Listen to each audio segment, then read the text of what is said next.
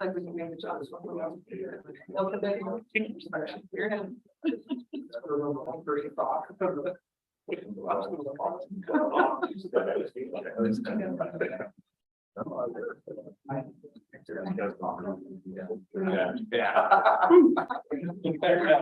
Good deal.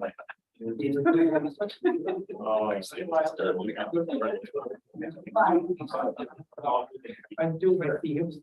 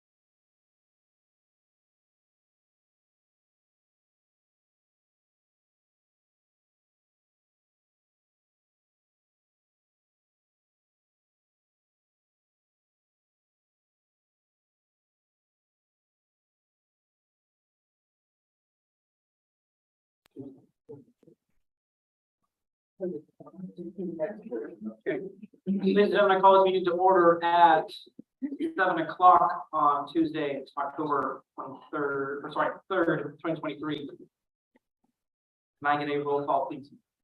Counselor Funderburk. Here. Counselor Duffel. Here. Counselor Katie McMillan. Here. Counselor Wheeler. Here. Counselor Dennis McMillan. Here. Counselor Penner. Here. Mayor Snyder. Present. I believe we get a rise in action or a pledge allegiance, please. I pledge allegiance to the flag of the United States of America and to the republic for which it stands, one nation, under God, indivisible, with liberty and justice for all. All right, council, this time I'm looking for approval of the agenda as it stands. Any questions or any additions to the agenda, staff at this time? Mr. Mayor, I make a motion, we approve the agenda as presented. Thank you for your motion. Can I get a second to that motion? I'll second that. All in favor? Aye. All opposed? The ayes have it. The agenda has been approved. Dave, over to you for the city manager's report, town announcements and project updates. Yeah, just very few announcements. So I wanted to be sure to thank Val and Glenn Bradley. They went out this last weekend on River Road and had volunteers out there to clean up. Even though that's in the UGB, but out in the county, they picked up more than 2,000 pounds of garbage along the road there, and the city agreed that we'll pick up the dump fee for that. It's like $54 for 2,000 pounds of stuff, and they're out there for like the whole day. So they did a lot of work out there. Met with the county commissioners in a different meeting earlier today.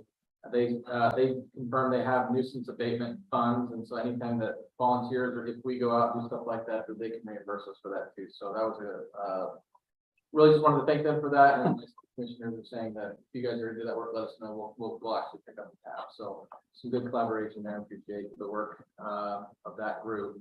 They wanted me to just announce if there's anybody interested. They typically do that about 2 or 3 times a year. They go out and volunteer to do that first mile of River Road. essentially from the mobile home park and then mile down pretty much all the way to the underneath the underpass. And so right now that they picked out tires, and couches, mattresses, and just all kinds of stuff out there. So, and then just, you know, once again, encourage folks to, you know, take care of your rubbish properly. Other than that, we staff is diligently preparing for Rockville Music Festival this weekend. Those of you that can make it, just coordinate with me. We'll get you scheduled so that we can make sure that you are able to come and get the tours and ask people questions, that sort of thing, so that you can have a general understanding of the event. Other than that, if you have, I don't know if you have any questions about logistics of that kind of stuff. Other than that, we don't have any other announcements. I have a question. So we need to coordinate with you, we don't just get the pass or whatever. Yeah, so I have tickets for each of you that we talked about last time, and so before, when we're done here today, don't leave unless you have tickets in your hands. I'll make sure that you have that. But that'll only get you into general admission. All of our backstage area, as understandably so, is highly restricted, and so you'll need to be escorted for that. And so just need to call or text me when you're out at the event, and I'm happy to take you through and kind of show you whatever it is. Once you have a couple things I'm going to show you, then take off my own. Great. Awesome. Yeah. So I did some research on access and public officials. Much like the county commissioners get all access to the county fair and all those other things, because it's part of the purview of their charter. It's no different than us. Right. From what I'm hearing. Yep. So there's no reason why we shouldn't have all access passes to go wherever we want to go and give a broader picture of where we're supposed to be. Now, with that said, I also understand that there's certain entertainers that have really narrowed riders as far as who goes where for how many cookies. I get all of that. I'm just saying in the future, you know, maybe we look at something an all access pass for just so you can have a better global picture of it. Yeah, we can look at that. I mean, even staff is highly restricted back there. Like, you have to have a purpose to be in certain areas, and though there are certainly the state law allows just elected officials, especially the county's a great example. They always are able to get into the fair and things like that because this is a vested interest. They want to be able to personally experience the event, that sort of thing. All that's 100% accurate. Yeah. But when it comes to managing it, but we can get you access. It just has to be with an appropriate staff member to be there. And most of it, as you said, pointed out correctly, is a lot of it's rider related. We also have contracts with our security companies, who's in there and why areas are restricted. So we just have a lot of, understandably so, there's quite literally millions of dollars of equipment and operations, stuff like that in there. Then people just want to have that in a controlled environment. That's all. So yeah, that's but yeah, we can coordinate all of that. Awesome. Council, any more questions at this time? Fantastic. Thank you, David. Moving on to public comment. Any public comment at this time? Like a real full list. Right. Okay, moving on to the consent agenda. Can I get a motion to pass the consent agenda as one solid block? Mr. Mayor, I make a motion that we approve consent agenda 7.1 and 7.2 as presented.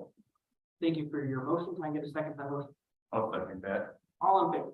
Aye. All opposed? You guys have it. Moving on to new business. Moving on to 8.1 downtown. The violation grant award. Ready?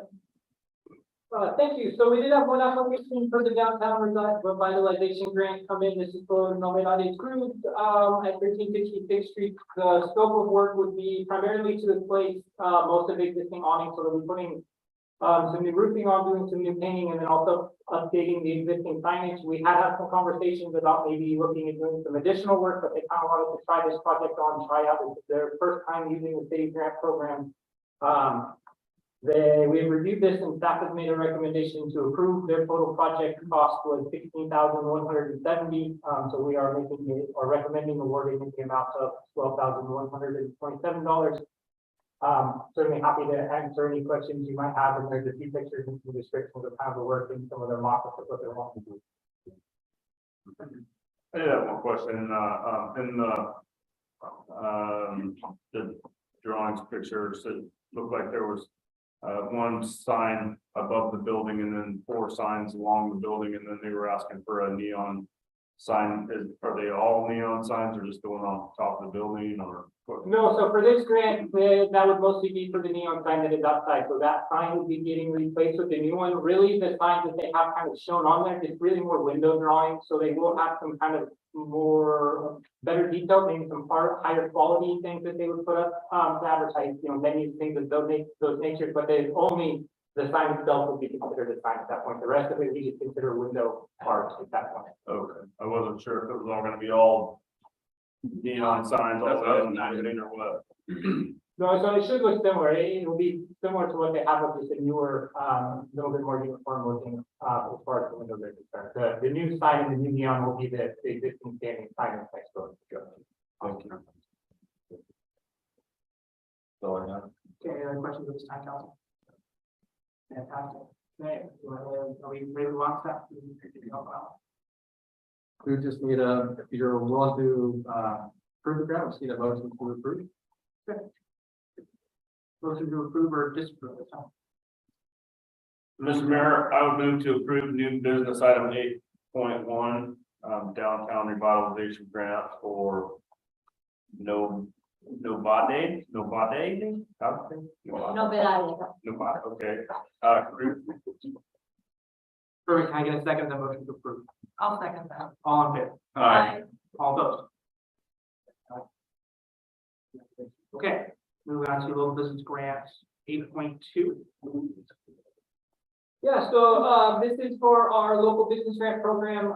This is the second phase of the Nobles RV Park. As you can see from the work, this will be adding on some additional sites. The total cost for the expansion is, over $400,000. So certainly they're maxing out the grant for this next phase. Staff has reviewed and is recommending that we award the maximum amount on this one for the $27,500. This will finish out at least the existing spot as far as number of RV spaces for that project. Just for Chubble's information, they have been able to get opened up as you have a temporary occupancy while they're getting some of the last few power things in, so they do have water and sewer down there, and they will be open for rock lots. I know there's some other stuff down there as well, but this will be to expand and build out the rest of the RV spot. Certainly happy to answer any questions you might have. Any questions at this time, council? What was the, I can't remember if it said, is there a timeline for when that's scheduled to be complete? Phase one or for the second phase? For the last phase? I didn't get a good timeline, but my understanding was they would likely be looking to start moving during in this spring, so I would say probably sometime late summer or fall of next year. So the first phase is totally completed. It's the electrical panels that they have, because they have a lot of power in there. They're all just back ordered. There was like a 9-month lead time, and so they're just waiting for those. Everything's stubbed, ready to go. It just has to waiting for the actual equipment to arrive. But there's some more spots that are going in, am I understanding that right? Yep, so they'd be adding some additional spots that would be continuing to the west, just down from where the existing spots are located. And nothing across to the east? Correct, so that entire park is kind of located between the railroad tracks and the existing fence there until it would just continue further west. Any other questions at this time, council? Okay, can I get a motion to approve? I'd like to make a motion that we approve new business item 8.2. Can I get a second on that motion? I'll second that. All in favor? Aye. All opposed? Yeah, absolutely not. Thank you. Moving on to 8.3, resolution authorizing the manager to sign voting facility grant application or grant agreement. Sorry, guys, my voice is kind of scratchy tonight. This is something that you guys have heard of before. The Oregon State Marine Board has approved a grant to help us fund the Nugent Park boat ramp replacement and the associated site improvement. That total project cost is just under 1.7 million. And we do need this resolution authorizing us to sign the grant agreement. The grant amount is $455,000. Is that million? You said million? The The total project, project is 1.7 million. Million, okay.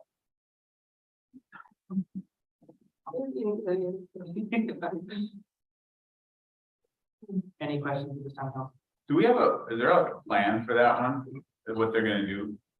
We have Yeah, like, we have like 30% plans right now. Okay, I was just curious, is it gonna have like any kind of dock or anything, or just a ramp or? Mhm. It will have We'll have the a dock, so Okay, the, cool.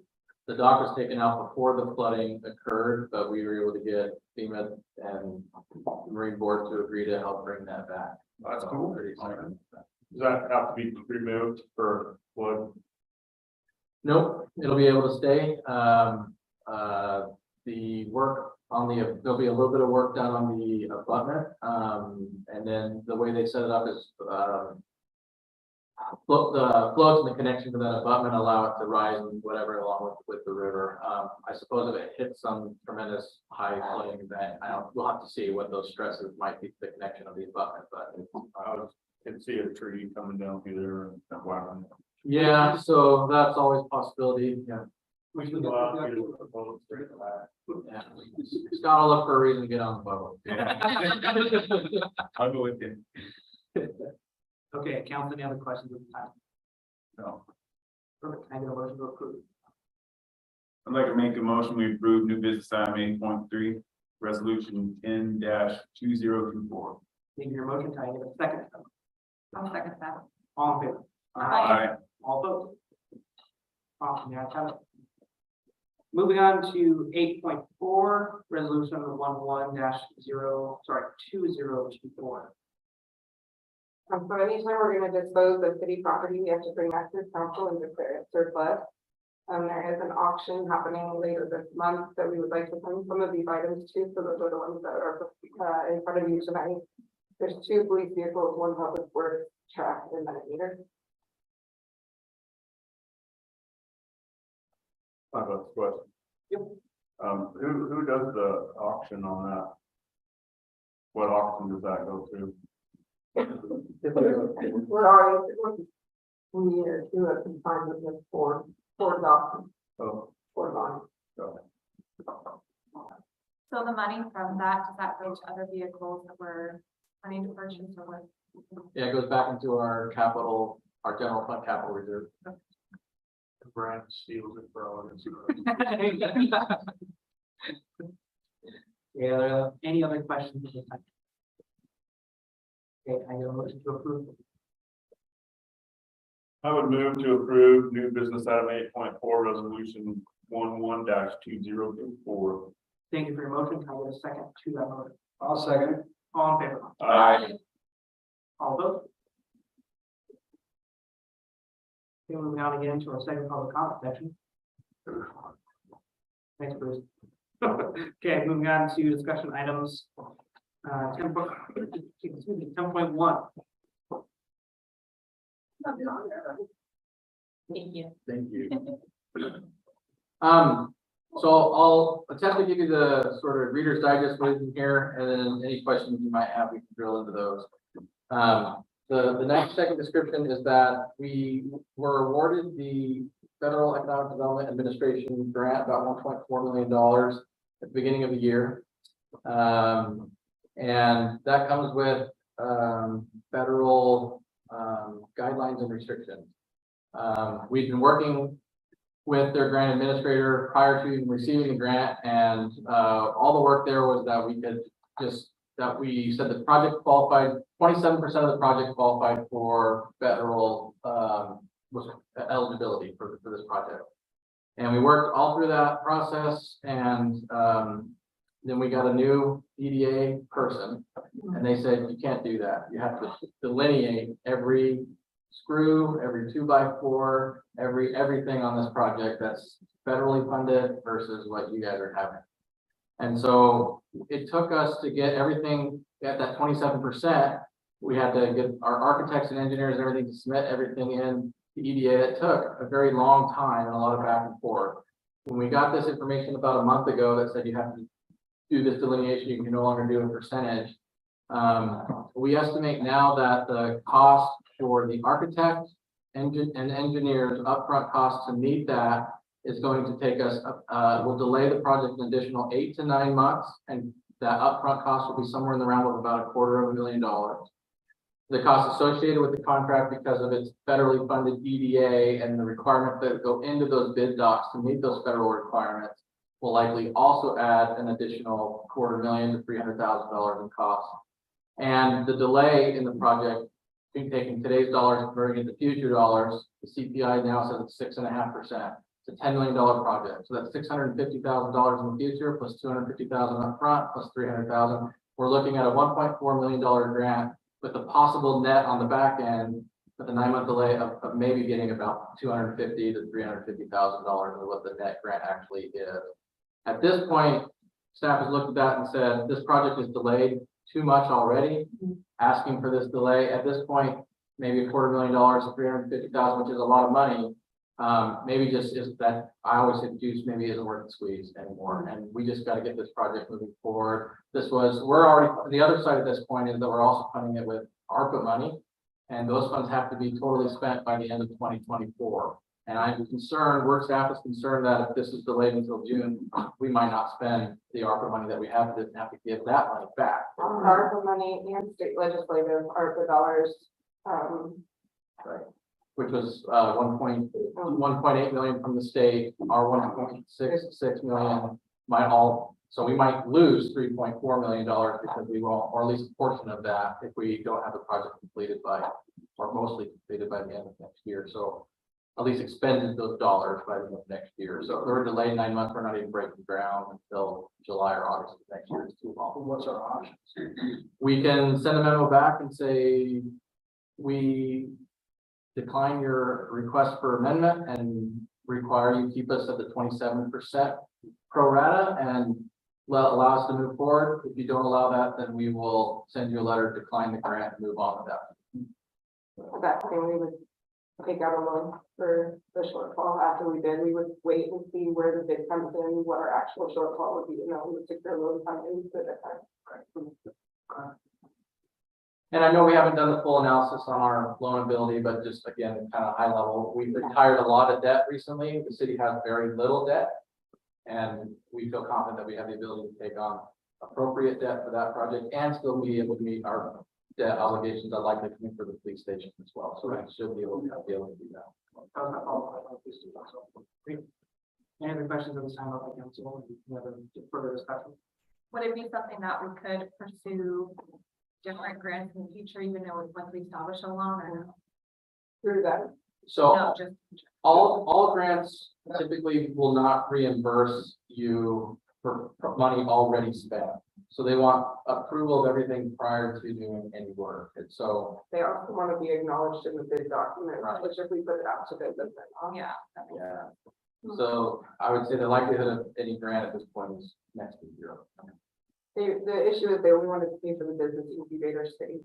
But that's part of a 2-story building, and they're getting as nitty-gritty on how do you pay for what's in between the floors, like, they want 5 big schedule. And to be fair, this literally came up at the finish line. Melissa and Nick spent almost a year and a half working with EDA lawyers and everybody else to develop this budget narrative around, we're just gonna take our 27% of an overall project. That's really easy to do the math. We're now looking at breaking this project into 4 different parts, what are EDA qualifying, so just the first floor incubator space, where do we separate the floors, where do we separate the walls, and then we have to do everything the same outside. So what parking spaces would have been required if we would have built the building versus which ones to do the same with small. The reality is we're going to pay for that in time now, and that is going to be reflected on bids when those come out. I wouldn't even be surprised if we're not at that, over that 250 to 300, like Dave's talking. Right. Once the contractor looks at this and see how much oversight, and we have to worry about all those things, I think the bid price is gonna go up 10-15%. So now we're above. If this was a $5 or $6 million grant, we'd probably just sort of plug our nose and take our medicine. Right. This is getting to where it just kind of, it washes out and all you end up with is another 9-month delay. And that. And we're out of. And Melissa's ready to slap somebody, so. Can't have that. That's ridiculous. It's great. I think it's time to cut it. Yep. So, we passed the resolution to accept the grant. What we'll do, if it's all right with council, if it sounds like we're heading up, we'll give them essentially the memo. We decline the amendment, take it as it was originally approved. And without such, then we'll decline the grant outright and return the funds. At that point, we need to come back, pass another resolution to decline the grant. Could it also take something as in, like, we have worked with the lawyers previously to make sure it was adequate enough to your liking? It wasn't as much lawyers on the front end, it was their agents who were helping us get the grant through. Our local contacts were just as frustrated as we were when we got this. But it's their biggest concern, again, even the EDA funds are ARPA, and so that's why they're really worried about tracking them separately, it's an eligibility. Which is ironic because the ARPA funds follow still underneath the emergency order and the tracking requirements of typical federal docs are not required for ARPA spending. And so we just sort of, well, you're making requirements that don't actually exist with the ARPA funds. Why are you doing that? And Right. they just, well, we are. I mean, Yeah. They don't really have an answer. Yeah. They've already like advertised this project too, so there is a chance that if we say what they, just no thanks, then they'll stop it. They might say, fine, we'll stick with it. So, I think what's nice is that, look, this isn't a bluff. We're saying, we're gonna take it the way that we originally agreed to it and no more, no less. If you don't like that, then we'll just give it back. Then I mean, sometimes, I don't know if that's care if they have egg on their face or not, but, maybe there's some value there. We don't hear. Okay, any further discussion at this time on the topic? Thank you. Yeah, thank you. All right, moving on, there's no further comments, council, correct? We good? Okay, moving on to the mayor's message. Thanks staff for your this phenomenal work and working on Rocky Locks. I here helping stuff out Lopes the other day, just happens to have a meeting early, and good to see all hands on deck working towards Rocky Lock. Yeah, if you walk into City Hall right now, we're gonna put together. Sure. But I do really appreciate everyone's hard work and effort and try our best to make it a successful event. And I seriously appreciate everyone. And it's just fingers crossed, everything goes without a hitch. And hope that was the best for the city and staff. And hope it all goes well. That's all I have this evening. Let's go ahead and start with Councilmember tonight. Thank you, Mr. Mayor. We've got several items that I'd like to talk about tonight. One was, nice seeing you on TV there tonight. Oh, yeah. Yeah, congratulations on that. I have a face for radio for sure. Also, wanted to ask, I guess, is there a way that we can prompt? And I don't know if it's Department of Transportation or exactly who is in charge of this, but when you are on 730 coming down the hill from 395 interchange headed west, and you come down to that first light, the turn lane for vehicles wanting to get onto the freeway southbound is it's an absolute mess. I came down through there the other day and there was traffic stacked clear, I mean, way up the hill, primarily trucks, but and then when I ended up kind of waiting, and when it was, because I was kind of stuck behind a vehicle that was waiting, and so I got into the right lane and I came up into the intersection, and then the light turns green, and then there's a yellow, you know, to turn left, and of course no one can go, the traffic's coming, and so if we could get that turn lane light to live longer, I think it would help to alleviate some of that stacked up traffic. I don't know if, you know, that's something that can be done or what, but it's a problem that I believe needs to be addressed. I actually had an idea on that. I drive down there every single day. And when you get down to that bottom, when you're waiting to get on the freeway, if that one would turn flashing yellow at the same time trucks are coming out with that brown elm coming out from the scale house, if that was flashing yellow, so people could start getting out on the freeway, because most times just trucks get on there, there's 2 lanes anyhow. I think that would alleviate a lot. We've worked with ODOT, Chief can speak to this too, she gets a lot of calls. We've worked with ODOT multiple times, they've done multiple studies down there on what is the best thing. The problem of the whole thing is the queue is not long enough up the hill, so. Physical queue, the road. Yeah, that you got cars trying to go Tri-Cities, you got cars trying to come all the way, they get over too quick instead of staying in their lane. And then it bogs everything down there, so, like I said, Chief, I don't know if she's got anything to add, but we talked to ODOT till we're blue in the face, and they've done this like said they've done several studies of everything that they can think of.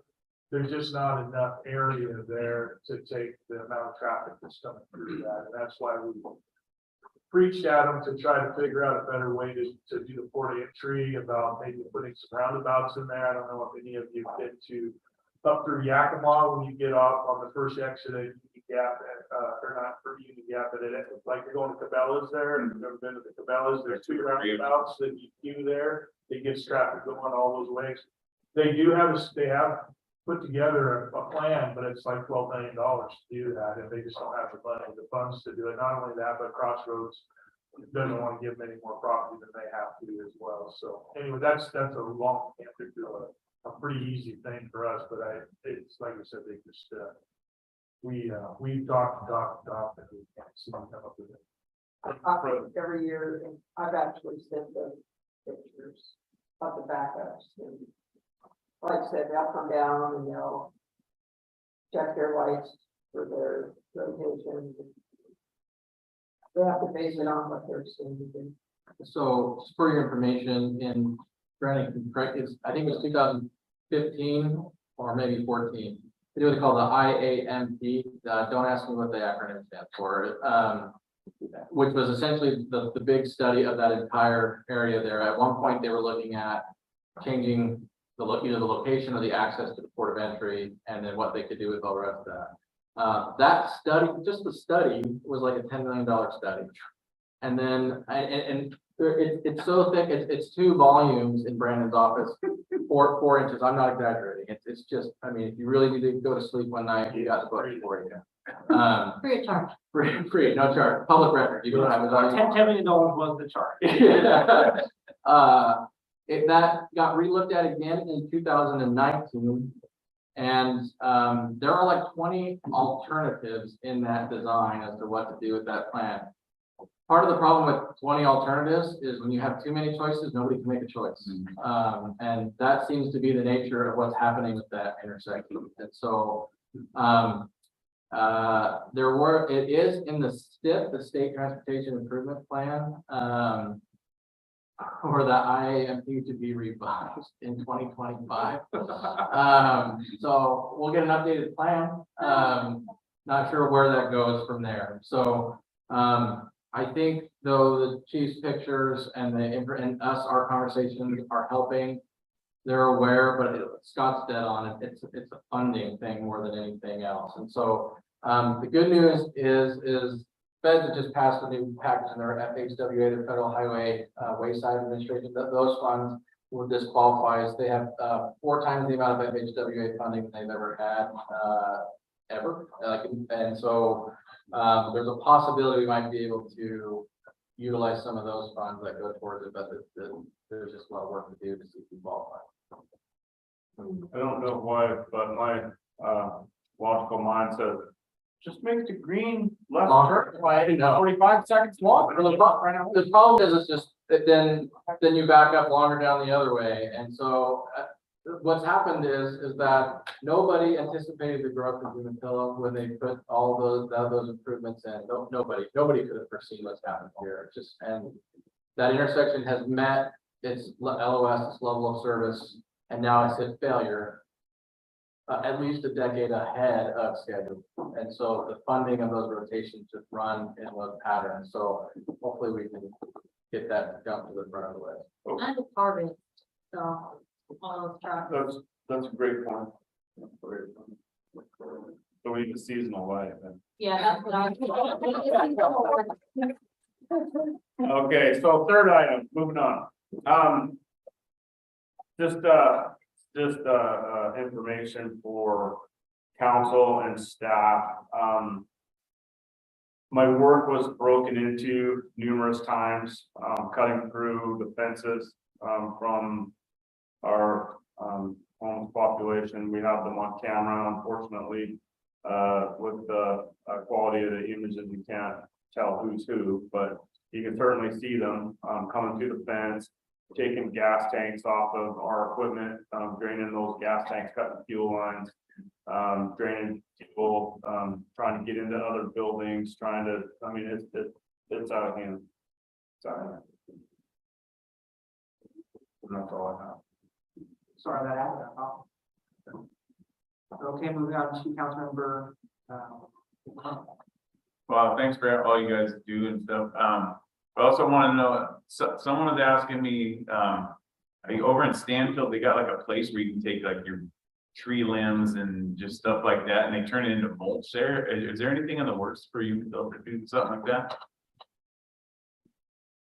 No, Okay, We do hand out free passes, so if you come and talk to Wendy, she'll give you a pass to take your stuff, the cuttings and all your. okay, It's free. okay, it's free. Okay, I was just wasn't sure, because I know they do that thing that was cool. And also, has anyone heard anything of the new internet, or the supposed new internet that's supposed to be coming in town? That's supposed to be fancy.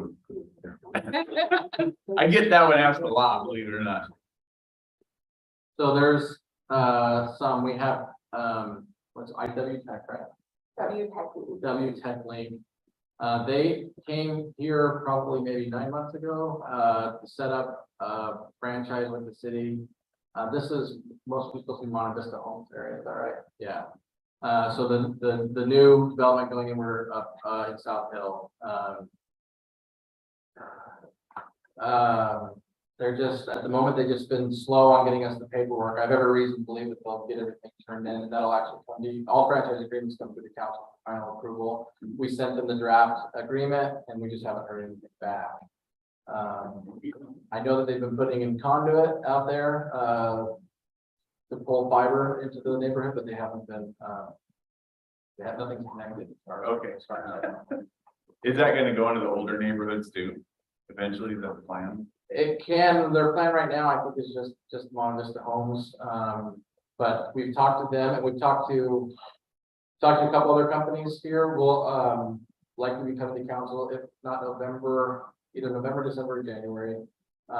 With another company that's looking to partner with this. They want a partnership franchise agreement. It's a little bit, it's kind of a hybrid. It's an interesting proposal.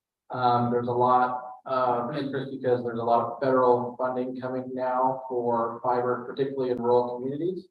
And we're in a really good situation to be able to access those funds, and they could be the partnership corridor to bring us there, where we may have to have some skin in the game up front, maybe get reimbursed. So we're working through all of that right now. So sometime in the next 3 months, we should have good information for council to consider and take a look at. All right, right on. Yeah, I heard the internet's gonna catch on one of these days. Anyway, Tilla. That's all I got though. Thank you. Councilmember Lee. Two quick questions. I had received the email about the Umatilla Hospital District groundbreaking. Is councilors, are you going to that? I guess this Thursday at 5:30. We have like 3 different times. It's this Thursday at 5:30. It is February, okay. Jack called me on Sunday morning breakfast, so I definitely. My kid's got a football game, gonna be a bad guy if I don't show up.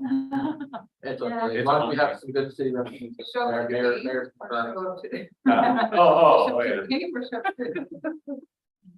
And then just a second question, since we've gone through everything so fast. How have ticket sales been going this week? I know I've had a couple people say, oh, I got my ticket. So kind of to your point before, I think once the weather forecast came out, people started planning a little bit more. So how is that looking? Yeah, ticket sales in the last 10 days have really done quite well. We also have a bit of a interesting, so we sent out a letter and information to everybody in McNary. Those that live on the east side of McNary got free passes. And we told them, you know, this is recognition that you're likely impacted more than others. We just want to tell you thank you. And you can do with these passes, you can sell them, you can throw in the garbage, give them different, whatever you want. So that was about 500 passes that went out to the community, and a lot of those are for sale at a cheaper price. And so it's hard to tell what's going on in those, because those were free passes. They get, I mean, they're in our system, but they get tracked totally different. They'll get tracked more on the way in, and people redeem those rather than on the way out. And so it's hard to see what's going there. But yeah, as far as actual sales and stuff go, it's been pretty good the last few days or so. Knowing that that's occurring right now, do you feel like this could be something that we'll do in the future with McNary? the event. The ticket. So, I think my crystal ball right now tells me that Walla Walla Street and Cowlitz Street are probably gonna get tickets always. They are immediately adjacent, and without a doubt, they will know unabashedly that there's a festival going on in their backyard. I think, to me, it's the least we can do, even if it enrages people that I don't want these tickets or whatever, that's fine. But I think it's something that we can do as a token of recognition for that. We have, a success criteria we talked about here at the council that's been developed, and one of the things that has in there is we're monitoring sound throughout all of McNary. We're particularly, we have 9 reading locations. 4 of them are along Walla Walla and Cowlitz. The other 5 are sort of further out in McNary. We'll learn just how far that sound goes and where the impact is. We've taken mitigation measures like soundboards, all those things we talked about. We just don't know. And the acoustics of McNary are just odd. People can, depending on, even on the same street of Miller Loop or John Day and Rio City, they could be a block away and somebody can hear something going on in the industry park, and someone 1 block south doesn't hear the same thing at the same time. So we just don't really know what the acoustics are going to be. So if the impacts are high, then those folks will probably try to say, here's some ticket. More so than that, though, we met with some other neighbors right there on site that are quite literally right behind the main stage, and they have some really good, they have some really valid concerns. Had we learned about some of the stuff earlier, we might have been able to address it more, but those might be something where we might come to the council saying, you know, we think if we're going to continue to do events here, we should make some good neighbor investments here. We should help them get sound reducing windows and doors for their house. We should be building taller something here in that spot, things that we can do to mitigate. And so we'll come to council with a full report on November 7th of the event. We'll probably a little bit later on in December or January, we'll have some suggestions on things that we might be able to do, especially, and then when we get into the budget committee and move forward, we'll try to make the budget to some of those solutions. But yeah, so that's the idea as far as Walla and Cowlitz almost definitely will. Everybody else, I'm not sure yet. Councilmember, I'll keep it short, so we don't have a bunch of questions for you. So thank you for being all tired down here. Working your butts off for it. It's gonna be a great weekend. Thank you for our staff. It's been a long week and it's only Tuesday. Thank you for showing up and coming, seeing what's going on in your city. And that's it. Councilmember. I only have, a thought. My opinion when it comes to us doing the festival, it's not about us making money, it's not about anything, it's about us investing in our community. And my whole heart believes that the 5% or 2% that's going to complain don't outweigh the 98% that's going to have a great time, is going to be impacted positively. We're always going to have those people that are going to be uncomfortable with it, and I get that. But we have to look at, it's a juice worth the squeeze, like we said before, and we have to realize that we're not going to make everybody happy. But we also have to do what's best for the majority, not the minority. And with that, I think it's going to be a great event. I think it's going to be a first year where it's going to be very much a learning event for everyone. Like I said earlier, the milk's out of the bottle. We can't put it back. We're going. So there's no reason to hesitate, just do it. So I do appreciate you guys. I've been on the golf course a couple of times and seen the crews out there working. And I swear to God, Luke has a tent out there. Every time I go out there, he's there. So I appreciate that. I appreciate all of the forethought. We're trying to cover every base we can. It's really difficult when you do it for the first time. So give yourself grace, because you guys, we're gonna miss it, and I know it. It's okay. We'll get through it. But I want to thank you guys for the forethought and where we're going. And I also want to thank this group of individuals up here for supporting it and following along. And we don't have the luxury of sabotaging what we do, because I feel that we have to collectively go together and one. So I appreciate what you guys are doing. Thank you very much. And I appreciate everybody, thank you very much. So that's all I have. Thank you. Councilmember Footman. Yeah, I'm very excited for it too. And just for something different like this, it's very exciting. So thank you for all your hard work. Yeah, if I could for 2 seconds, just so you know, like the Parks Department, the whole staff, for the last one, it's like 60 to 100-hour weeks, every week for the last 6 weeks. And much more all the way leading up to this. Public Works is doing the same thing the last like 4 weeks to meet these dates. I'll tell you, Leon, and his ability, his relationships that he has with like the electric companies and so on out there, that's the only reason why power is in there right now. We were able to find ways that we talked about, the Nobles Park tonight, and we found the equipment laying in a lot nearby that belonged to somebody else that they're willing to wait, and that's just because of the relationship they have. Nothing, no funny business, nothing illegal, nothing like that, but that's sitting there, we need that, we got the same thing, can we have that one? Because ours is coming six months later. Yeah, we can do that. Yeah, and so that kind of good stuff. So I just wanted to thank you for the grateful comments. It's not wasted with staff. I mean, I think Chris is and Scott, like they're all just walking zombies right now. It's gonna be like that for about another 5 days, and that's okay.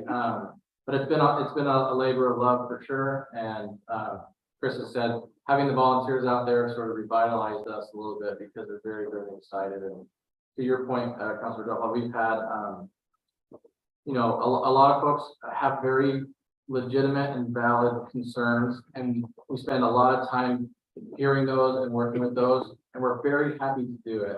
And obviously we've adopted the goals, and there's a lot of support for the event. But you know, we're happy to work with the 2% and 5%. If there's a reasonable and rational and fiscally prudent solution out there, we're going to explore it, and we're going to try to find ways to incorporate that. And so, and we'll have a report for you in November. We'll have opportunities for you with budget for you to see what we can do with all that. I had one other thing. Yeah, Mayor, if I may. So I took a tour, yesterday, I think it was.